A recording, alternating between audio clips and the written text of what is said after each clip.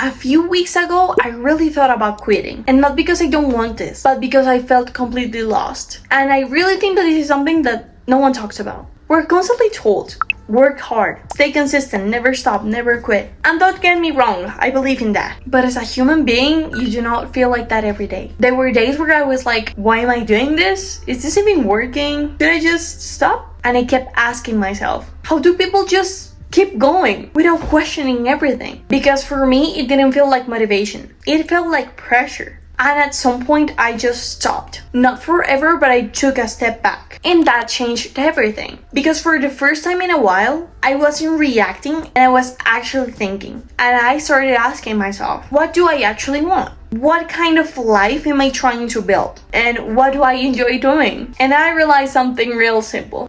And I love this. I actually love doing this. I love creating content. I love talking about business. I love sharing what I'm learning. I just didn't like what I was doing. So the problem wasn't the goal, it was the approach. I was trying to force myself into being something that didn't feel like me. And that is why I felt disconnected. And I think this is important. Taking a step back is not quitting. It's recalibrating. It's making sure which part you're on. And that still makes sense to you. Because this, like feeling lost, wanting to quit and questioning everything, that's part of the process. Nobody talks about it, but it's real. And I love to share that with you. And now I felt different. And not because of everything is figured out. Because believe me, it is definitely not. But because it makes sense again. I feel clear, more calm, more intentional. So nope. I am not quitting. I am started again, but better, with more clarity, and with a way that actually feels like me. So if you're in that place right now, where you feel lost, tired, or just unsure, you don't have to quit.